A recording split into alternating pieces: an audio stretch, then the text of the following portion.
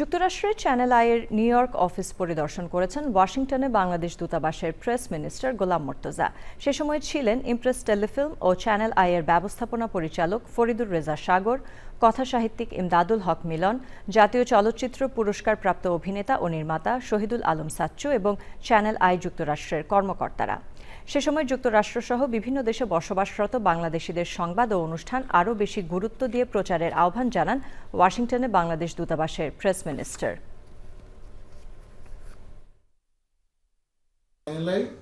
Channel আইয়ের শুরুতে সিদ্ধেশ্বরীতে যে অফিসটি ছিল, চ্যানেল আইয়ের যে অফিস, সেই অফিসটির সঙ্গে আমার কাছে মনে হলো যে এই জ্যাকসন হাইটসের, উত্তর আমেরিকার জ্যাকসন হাইটসে যে অফিসটি এখন দাঁড়িয়ে আছি, এই জায়গাটির সঙ্গে সেই সিদ্ধেশ্বরী অফিসের কিছুটা মিল আছে। চ্যানেল আই অনেক ছোট করে শুরু হয়েছিল, এখন বিশাল বিশাল বড় হয়েছে উত্তর আমেরিকাতে। এটাকে ছোট বলা যাবে না, ছিমছাম গোছানো সুন্দর একটি অফিস।